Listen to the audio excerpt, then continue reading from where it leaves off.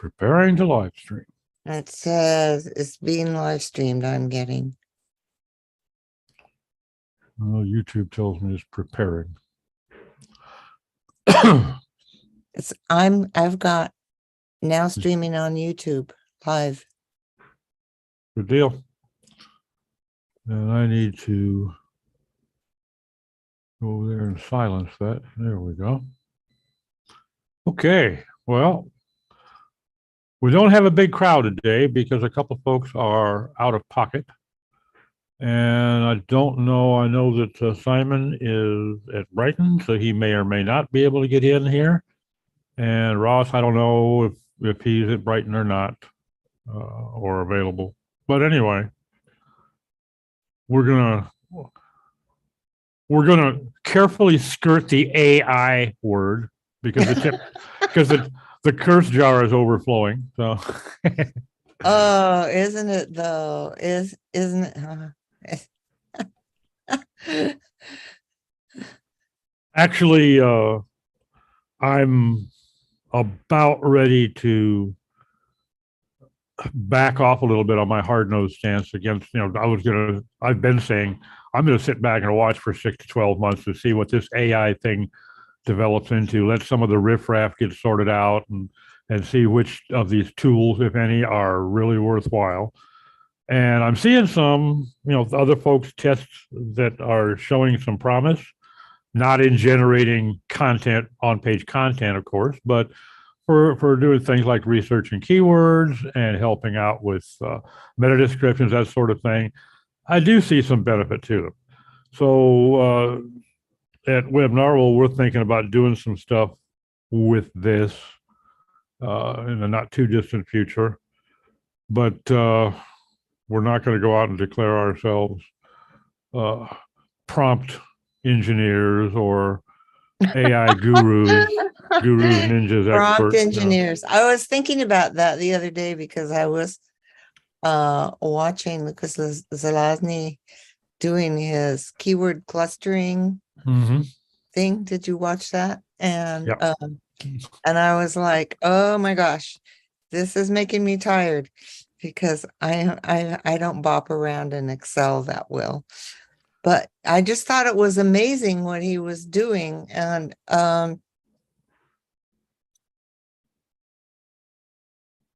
if there was a way to do that without doing all that, that would be astounding. Well, one of the areas that I have seen some folks playing around with is getting ChatGPT to generate formulas, very, very intricate formulas for Excel. Really? Okay. And if you just have to be able to go and tell it, I want to have a formula that will take E1 and B2 and give me the product of multiplication of those two fields, then divide it with D4 and graph it with the averages of G5 through G17, that sort of thing. And it does it, and it works. Okay? Wow. Okay. Because that's essentially what he was doing. He was combining sets. Yeah. Obviously, he knows his way around Excel. Oh, yeah. I mean, it was very impressive. Left me in the dust.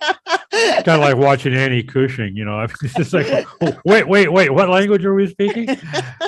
But yeah, he's very good with Excel. But it does have the ability, and the neat benefit of doing something like that is not only do you get a workable formula relatively quickly, it's also a great way to teach yourself how to do it.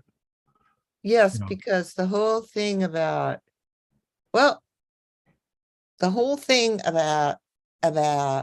creating formulas is the whole thing that I was talking about before we went live about writing, which is you think before you write.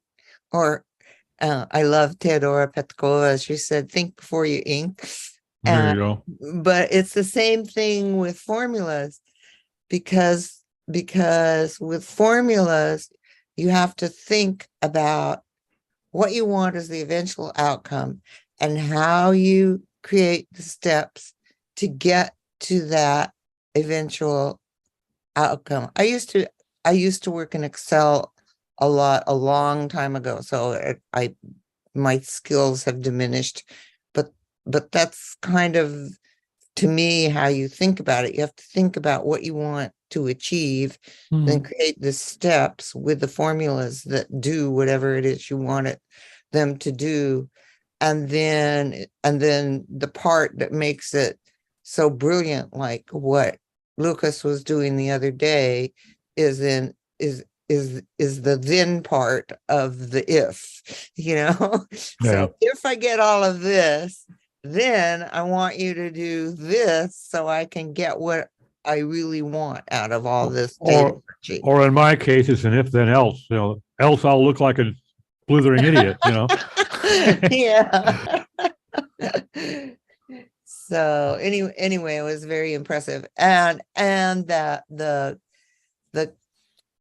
end result was that the keyword clusters were just starting point from my end. Okay, now we've got the keyword clusters. Now what do we do with this stuff? And there's a lot of ways to parse that so that you can create a trail of articles or whatever that take the different aspects of your main topic and elaborate on those clusters. What I think, I'm just going to go on with writing, for example, and how you come up with the headings that people are going to scan when they're reading something that you've written, and those headings need to be super scannable and super engaging. Sure. Well, that's just like, going back 20 years when people were saying you get your keyword in the beginning of the first paragraph. And right. Well, from an algorithmic standpoint, it doesn't make as much difference as it did at one time. However, from a user standpoint, the heading at the beginning of a new section was just showing the heading. That has to be attention grabbing. It has to be relevant to what they came to the page for. And then it's also helpful if that first sentence, the first few words even in that first sentence of the section deals with the topic in some sort of a relevant fashion to draw them in, because people tend to scan and they're impatient. They don't want to take the time to read 4 paragraphs, but right, if you can draw them in, they will. It's like when you're writing email and the goal is to get them to read the next sentence. Exactly. You write a sentence and that sentence's goal is to get them to read the next sentence, and that sentence's goal is to get them to read the next sentence. So it's the same thing, only in a longer format where you have that somebody sees the article title and they go, maybe I'm interested, and then they go and they scan the headings. And if that first sentence in the paragraph under the heading has that relatable thing that they're looking for, then they may slow down long enough to actually maybe not read the whole article, but read that section, because that section is what is top of mind for them at the moment. And then years ago, many years ago, I was a teacher's aide for a bit, volunteer teacher's aide at an elementary school. And one of the real benefits of that is I got an opportunity to attend a 3-week course for new teachers and dealing with second, third, and fourth graders. Okay. Yeah. How to engage their attention and hold it.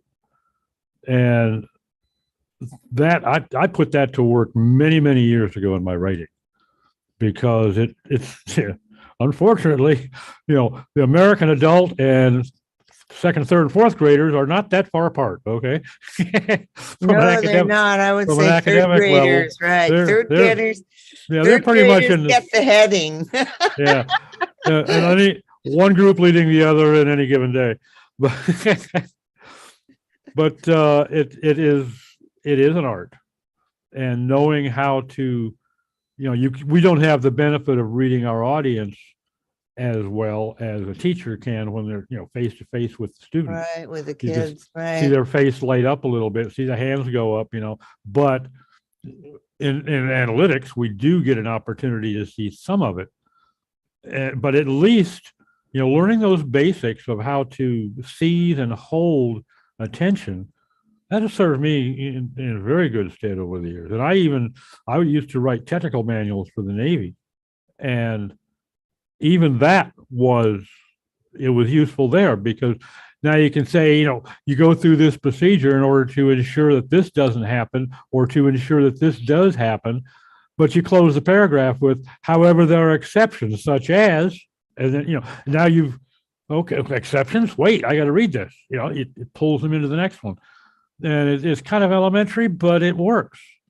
Mhm. Because particularly I think over the last 20 years, the average user has devolved in terms of attention span and critical thinking, and they want to be led by the hand. They want to hand it to them on a platter and be led by the hand. Not all of them, obviously, but a lot of them, because that's what they're used to seeing. And I think that's one of the areas that I'm seeing results now in the search results from Google, that I'm pleased to see that they're not so tied to a verbatim use of the search phrase. They, Yes, I wish Bill were here because Bill had a really good handle on passages, mm-hmm. and and when a passage shows up for somebody, it's because it's related to whatever their search query was, and and and Google understands that relationship. Otherwise, it wouldn't be searching, feeding up that passage from something else, as it were. And and I was thinking about this earlier because over the weekend I switched from years of Android phone to a new iPhone, Uh-oh. which I like, but it's whoa, it is swiping, swiping, swiping, swiping. Everything is swiping. Um, and so I have to learn a new thing. And then I was thinking about my granddaughter who's been swiping since she was 18 months old, like her dad would show her a photo and then she would swipe, little baby hands swiping, to see the next photo, etc. And that's kind of how people deal with attention right now is, okay, got that swipe, and then the next thing, whatever it is. So that if you have something that shows up in a passage, even though the whole web page or the whole article wasn't directly related to their query, but that passage is, that is all you need. Mm-hmm. It's all you need, because there you are. Here's the answer. Because I haven't heard people talking about this much lately, like they were a couple of years ago, but that always, when you're creating content, you're answering questions. You're answering questions, and that I don't know, I had a dialogue with David Ammon years ago about this, but that when you're creating content, if you're thinking of it as a conversation and it's you are the conversation starter, hi, how are you, kind of thing, here's what I know about X, right? That the way to get people engaged is to talk to them on their terms, in their language, as it were. Oh, And sure.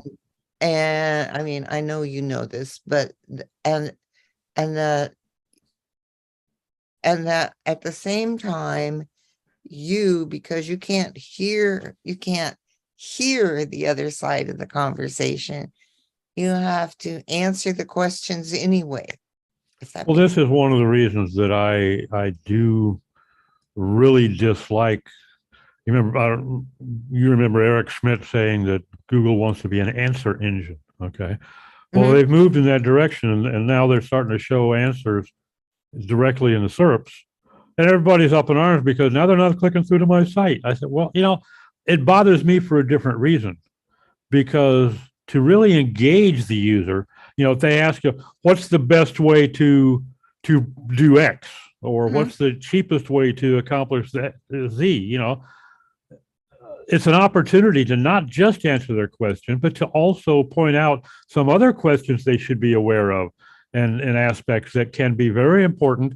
Now you've added value, from the algorithmic standpoint, but you've also added value to the users by saying, okay, well, I hadn't thought about that, and that it Right. helps, it broadens their thought process a little bit, because now they can give make a more intelligent or more informed decision on the topic, because they're not seeing just a yes or no, or step ABC relating to one query.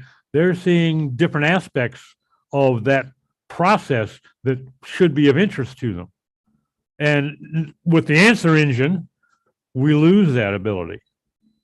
So we lose the ability for people to go further, or to well, Yeah, I'm going to because use that's the not, word, and we lose the ability for them to think more.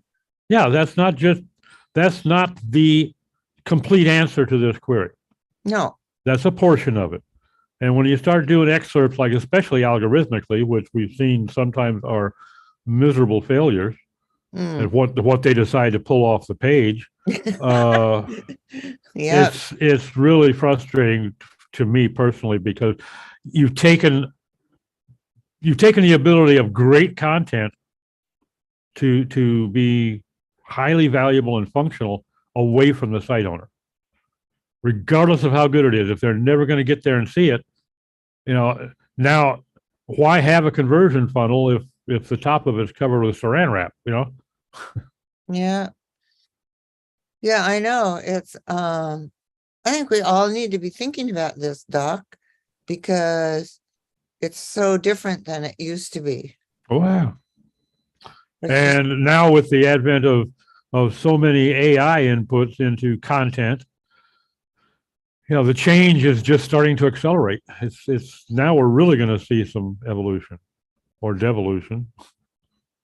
for devolution, I know. I was just reading some blog articles for a business, because now I'm going to be writing articles for them. And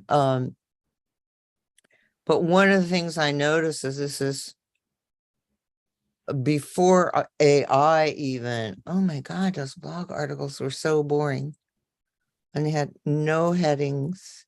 No, they had no headers. So there was just this, blog article title, wall of text. Yeah, no white space, no nothing. Yeah. And it's even harder to get people to your web page than it was before, and now once they get there, people aren't very patient. They aren't going to read through that whole wall of text in order to discover whether what you have is the solution that they need. This is for a SaaS company, so I'm just, don't get me started.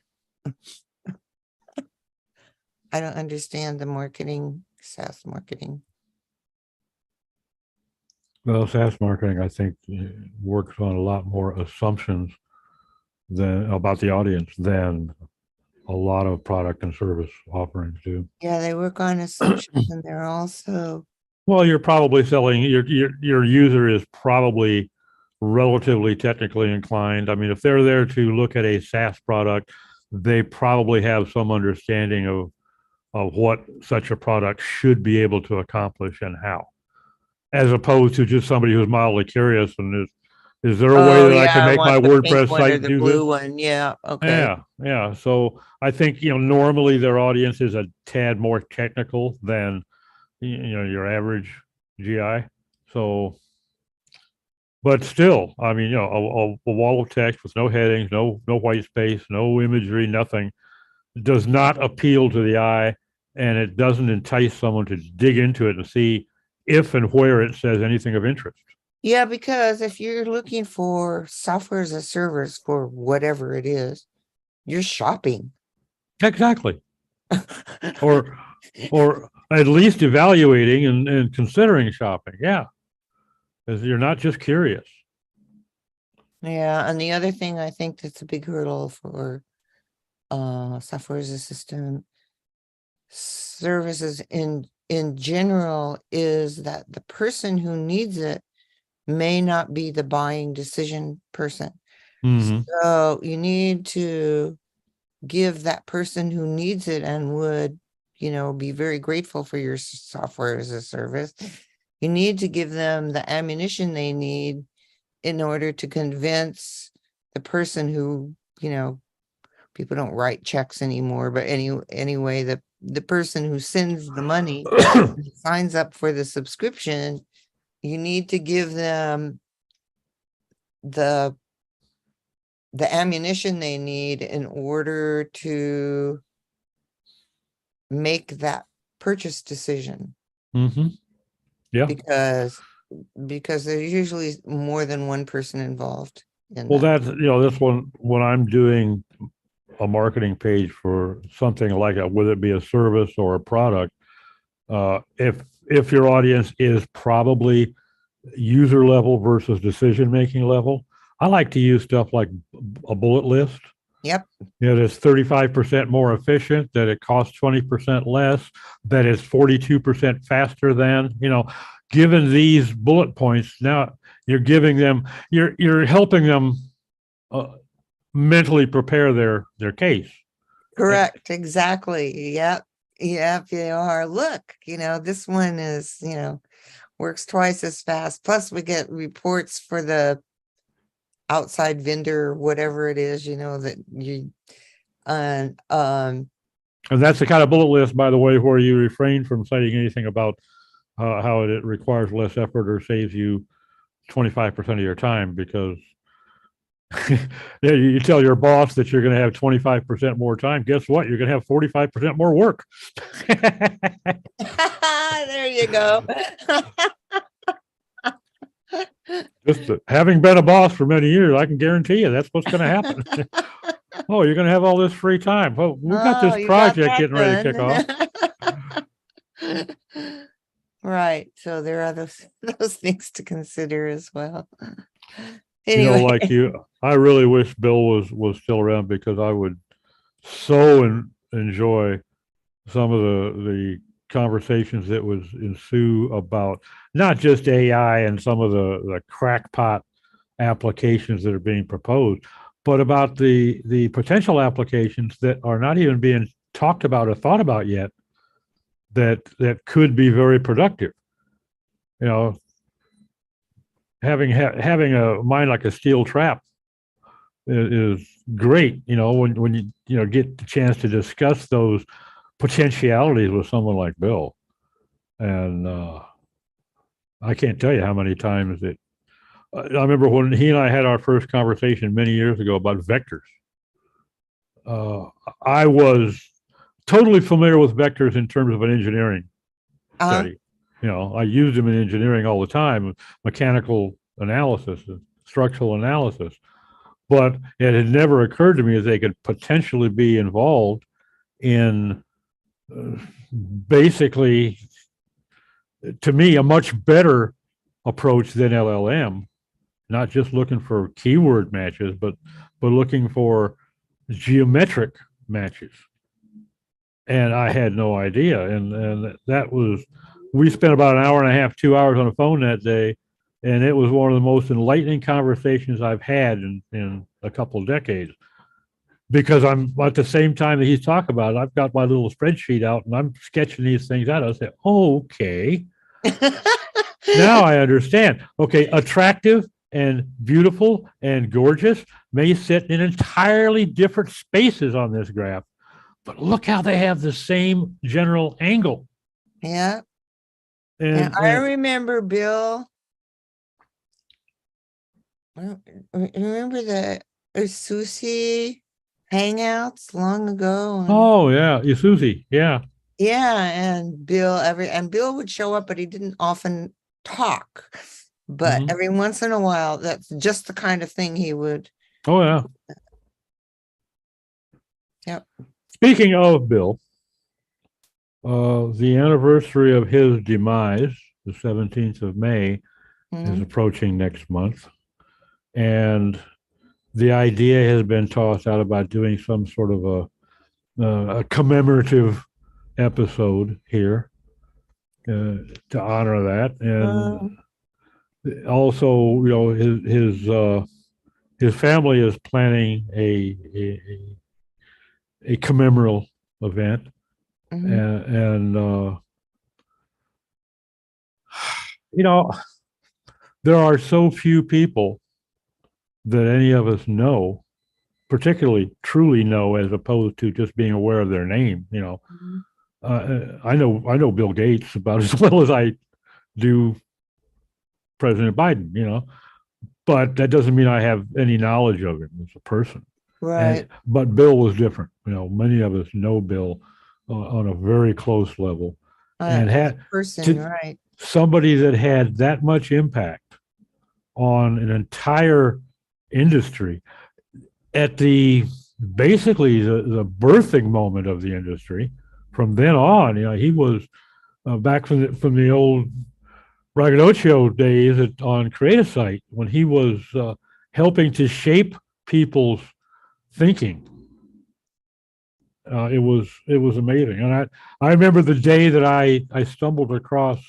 I don't remember where I saw it, probably on Twitter or Facebook. I saw a link to a post on SEO by the Sea, and I went to look at it, and at the time I didn't know Bill, but I did know braggadocio. I said, "Holy shit, this is braggadocio." You know, I said, "Who is this guy I never heard of before?" Well, yeah, you just used a different name. That's all. And the same happened to me with Ammon. I knew of the Black Knight. Black Knight, yeah. But I'd never heard of Ammon. And suddenly realized that this was the Black Knight. Okay, so this is another one of these guys that I want to freaking listen to because he knows his stuff, you know. And there's been a few over the years, but Bill and Ammon were two that really slapped me in the face, you know, when I realized who they really were, because I had been being influenced by them both for quite some time without knowing who the hell they were. You know, they were the Black Knight and braggadocio. That was kind of cool. And, you know, to know, and then to get to know them as a person, you know. Yeah. So yeah, because I mean, I would never have guessed. I knew Black Knight could be bitingly sarcastic. Biting, okay? Yep. Oh yeah, but he didn't ever, at least on Creative Site, you know, where I was interfacing, I never saw him really demonstrate a sense of humor. And when I got to know Ammon, I found out, okay, the entire myth about the British having no sense of humor is just that, a myth. Okay. And it was all born in Mr. Johns.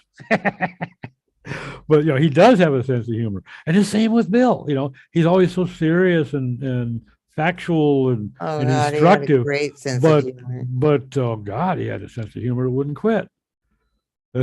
Once or twice I've seen him so tickled with something that he basically was almost hysterical. Oh well. Yeah. So, you know, we got a lot out of his presence, and I'm thinking that I like the idea of doing something in May, a commemorative episode for him, and probably I'm thinking probably want to open it up to whoever would like to pop in. That would be nice. Yep, Yeah. So, that would be really nice. but this does not belong to me. It belongs. What day of the week is the 17th? The May 17th is a Wednesday, as it Oh, happens. perfecto. Now, Okay. but of course, I don't own this hangout, so I need to talk to Ammon about this, and it's his baby, so I need to get his okay on it. And I've been reaching out to him, but now that Facebook, in its infinite idiocy, has decided to ban him for life from Facebook, he's harder to catch up to.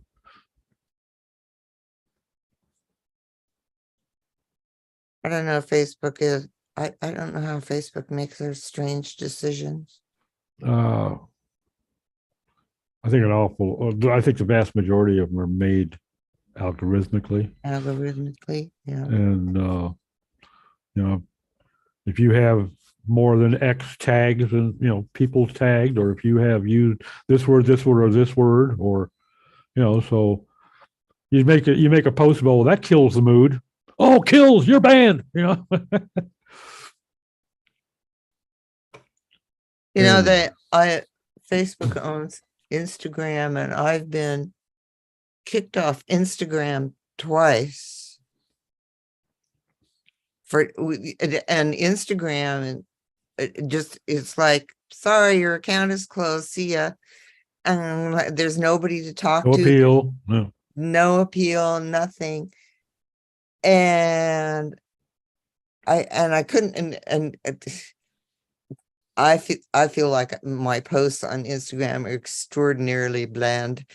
And then I realized, maybe it's because I write mysteries, and every once in a while I have crime or murder or something. Oh my God, not murder.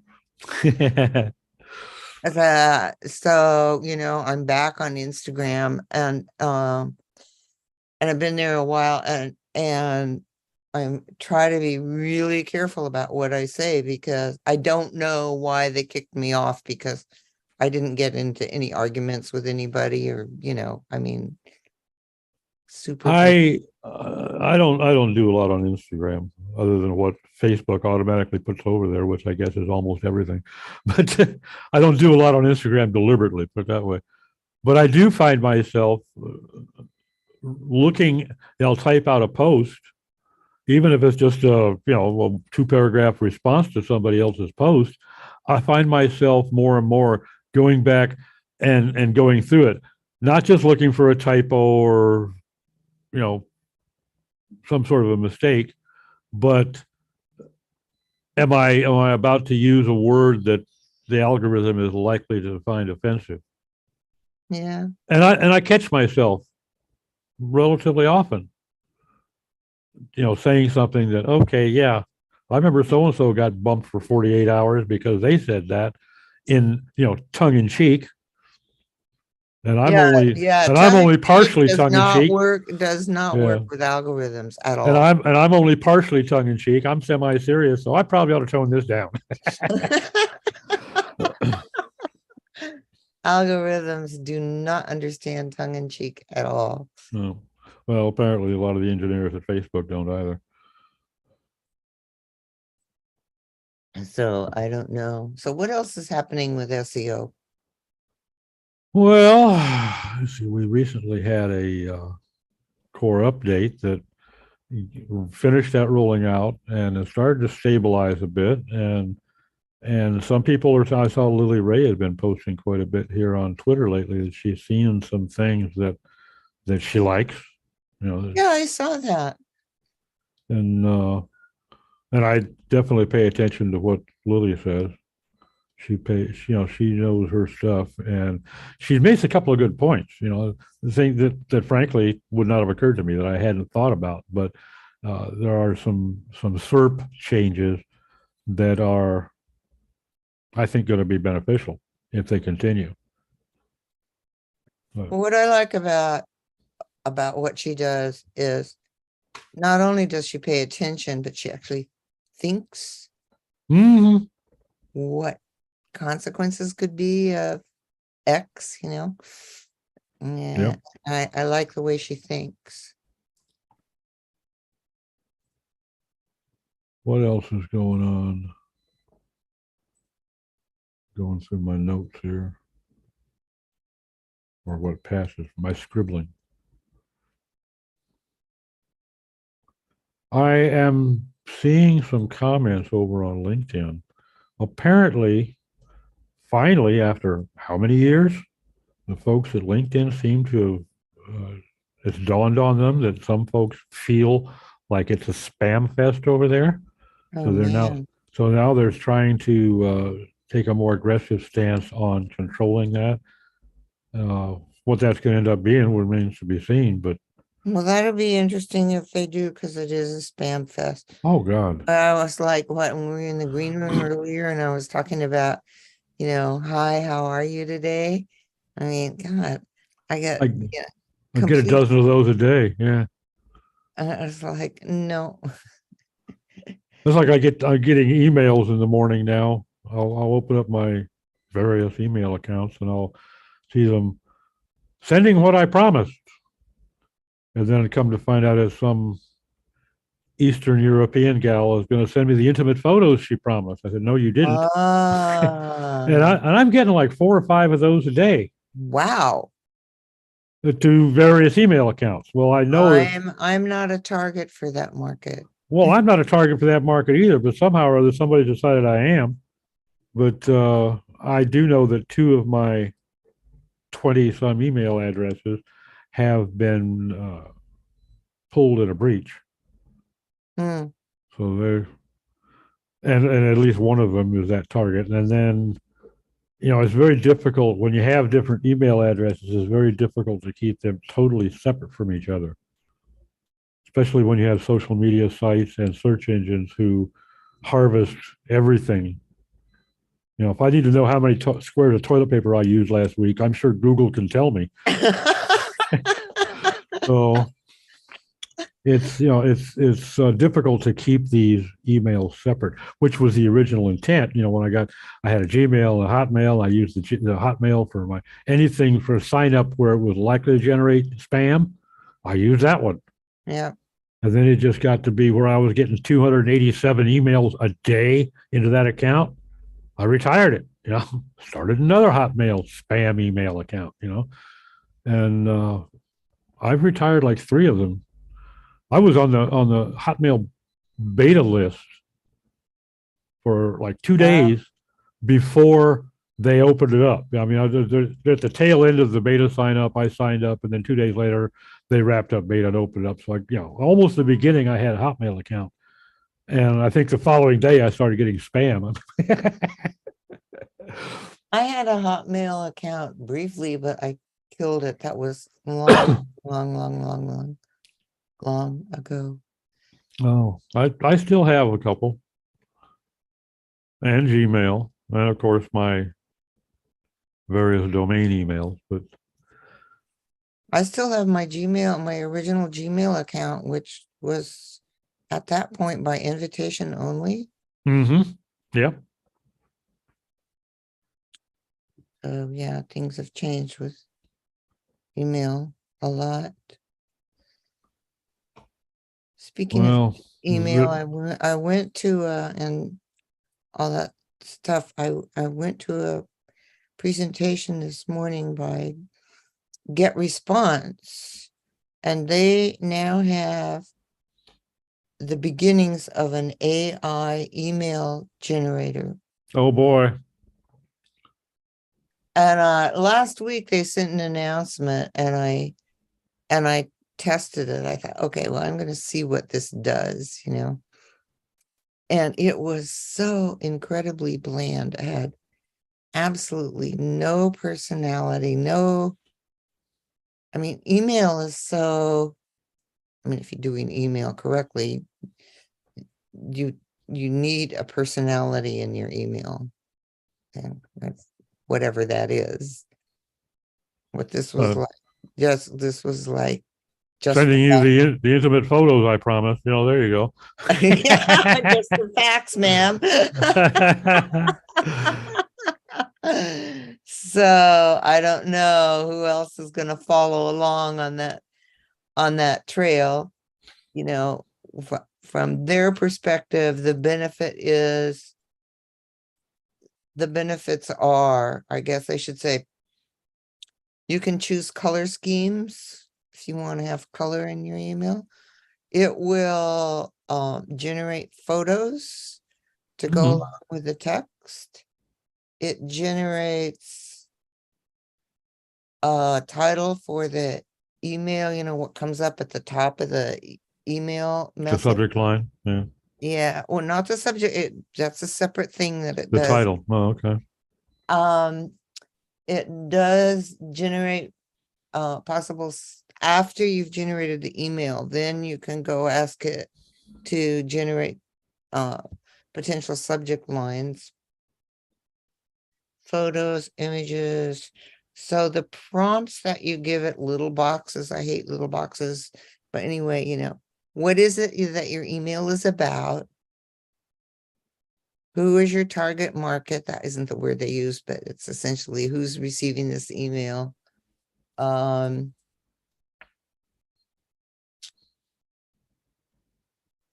Image or no image. There's something else that I'm forgetting. Anyway, so if the only purpose that you had in generating an email was, hey, we got a 20% sale on widget A for the next week. Go grab yours now. Button. Oh, it generates buttons. Then maybe it would work. I'm not sure. Well, remember too, Sarah, that an awful lot of the spam email isn't really marketing. A lot of No, it they is, aren't marketing. They're just spam. well, a lot of them are just trying to verify the account. And you can usually tell which ones those are to some degree because they're rather prominent in their statement if you'd like to unsubscribe it, if you don't want to receive any more of these, that sort of thing, as opposed to real fine 2-point text at the bottom of the screen.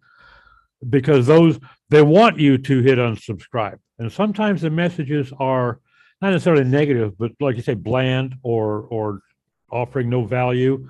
And then a very prominent, if you don't want to receive any more of our emails, we will wipe you off the list immediately. Just click this button or click this link.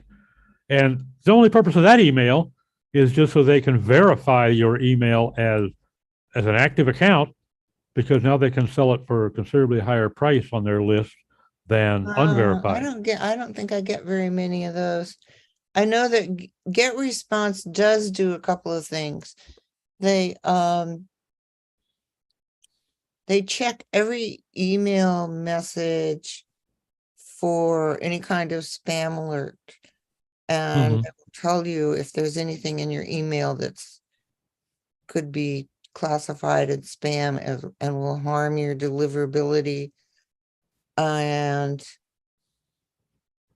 for instance, at the presentation this morning, people were saying, well, it's AI and AI makes mistakes and blah, blah, blah. And they said, yeah, it is. So you need to check what the AI is saying that you're sending out. And then there was somebody asked a question about deliverability. And once again, they said, those generic emails are not going to have the kind of deliverability that your business related email, Oh, of course. Yeah. related email will have. So I'm curious to see if any other email service providers come up with this, or if this is just a Get Response thing. I don't know the demographics of Get Response's user base. All right. So I don't know. It was interesting. I know we didn't want to talk about AI, but I thought, oh my God, here it comes, email AI. But I thought about it, and and by the time you have to answer all the questions,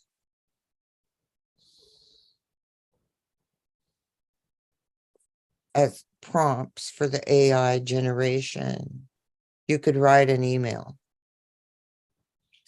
Well, you could type out as many characters as the email should have, but there's an awful lot of people out there that are trying to send out emails who are ESL, for instance, and could not write that email Okay. in an intelligible fashion. So, that's one of the things that I'm seeing with both Bard and GPT. Their output is typically, it may be a bit stiff and, unappealing, but grammatically, it is typically spot on. As opposed to your, dictating to your iPhone, where you're really at your own mercy, But the grammar is usually pretty good. The spelling is usually pretty good. The punctuation is usually pretty good. So that with AI, yes, it is. Yeah. So that for an awful lot of your spam email generators is a major improvement because they're not familiar enough with the language. I see what you're saying. Okay, yeah, so it would have an appeal for them. Yeah. Yeah. And an awful lot of those massive spam networks are offshore. Yes, they are.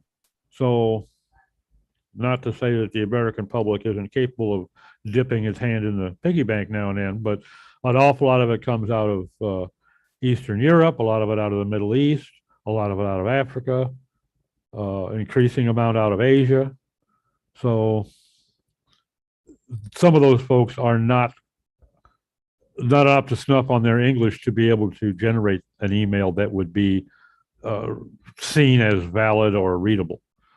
And I know when I go to a website, an American-based company, even a company with a known brand name, and I find an obvious grammatical error or spelling error, I'm just like, wait, double check the URL. Am I on a cloned copy of this thing? Because it just, and there's so little attention. It's a signal, isn't it? Yeah, when there's a grammar area, or it's often syntax. Mm-hmm. It's like there's the idea is there, but the way the sentence flows is not the way any English speaker would articulate that sentence. Well, I thought, you had an example a moment ago, which made this come to mind.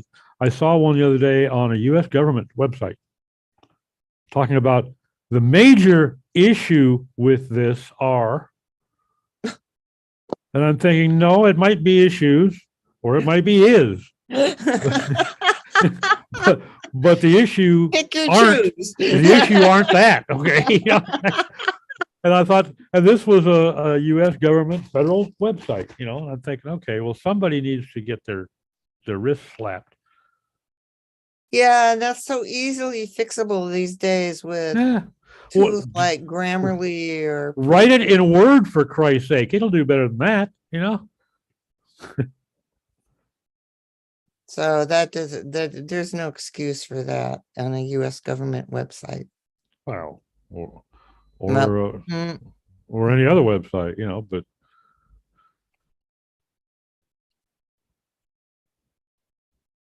yeah. So what else is going on? We mentioned in the startup that Brighton is going. I hope everybody's having a good get together there. I'm sure they are. I would love to go to Brighton some year. That would be. That's one of them that I would love to make. In fact, that's the only one that I've been drawn to in Europe is Brighton. Yeah, it looks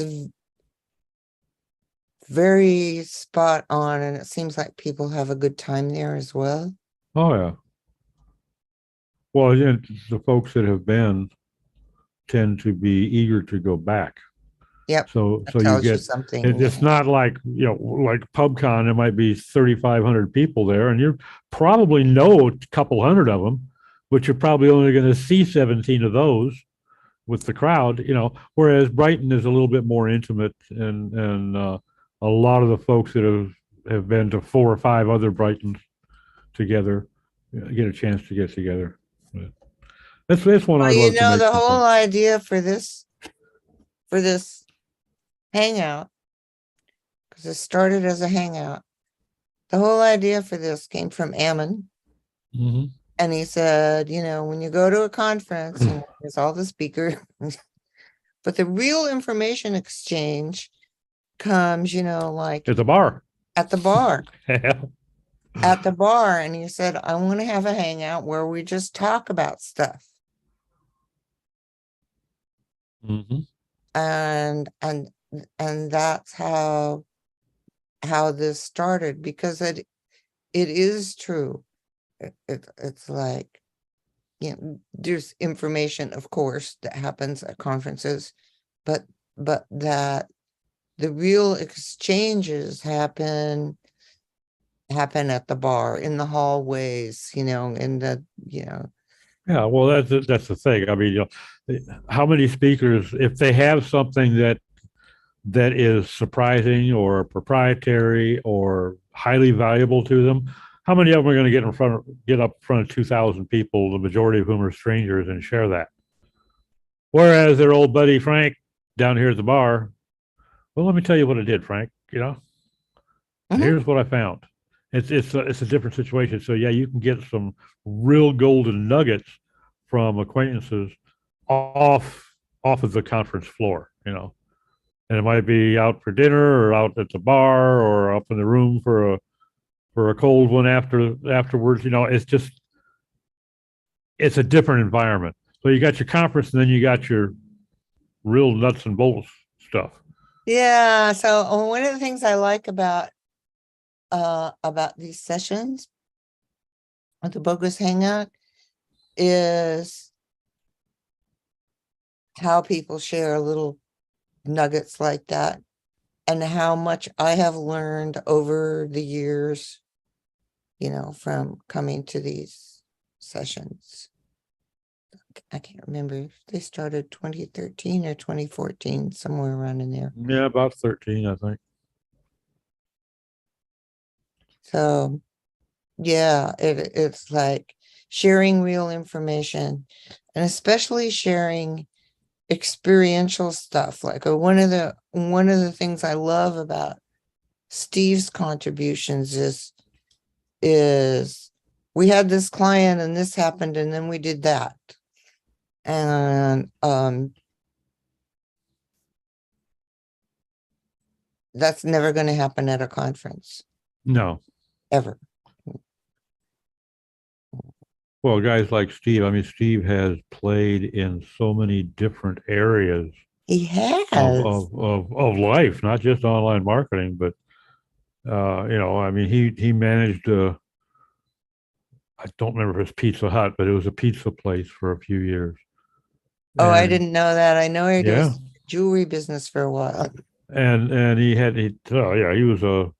started out gonna help them have a website that actually was worth something, and ended up being one of their chief jewelry designers, And if you've ever seen some of the stuff he turns out of this, almost wish I had time to do it, wood shop of his, which he is sadly unable to find much time to play with, but he does some great stuff there. And he did I don't know if it was, I think it was a dining room table, not a desk, but a big slab of really gorgeous wood that was like something you'd find in Buckingham Palace. I mean, it was amazing when he got it done. God, if I had that in my house, I would put up a fence around it, not let anyone, nowhere near it. Do not look directly at this table, because it's just gorgeous. But he's got a lot of different experiences in his life, and certainly online, he's played in a lot of different areas, and so he can bring a lot of experience to the table, and he loves sharing. He does. There are some folks that prefer to just kind of sit on their hat and not say anything. but he loves sharing. So Anyway, no, this has been, I always look forward to Bogus Hangout because I never know what's going to pop up. I never know what's going to happen. I never know what new insight is going to happen. I never know when I'm going to learn a new way of looking at something.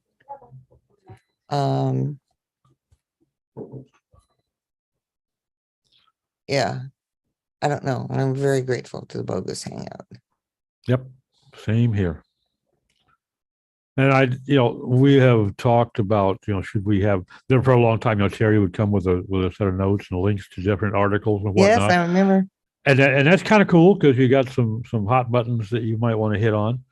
And the other side of that is, do we just enjoy the spontaneity of it? Whatever is really bugging one of us, or what has the most interest, and playing a little bit more footloose and fancy free as opposed to structured. And I see the advantage of both sides. So Well, I liked Terry's things were kind of like, this is what happened in SEO this week, right? Yeah. This happened and this happened and this happened, which still opens up to spontaneity. I don't think Yeah. Oh yeah, we never stayed right on course. has ever not been spontaneous. Yeah, we very rarely managed to follow Terry's outline without going off on a tangent or three. But, Yeah, I love the tangents. I've but got somebody knocking at my door and I see it's almost the top of the hour. So I'm going to have to go. This all was right. really fun, Doc. Thank you. Same here. Hopefully next week we'll have a bigger crowd. Yeah.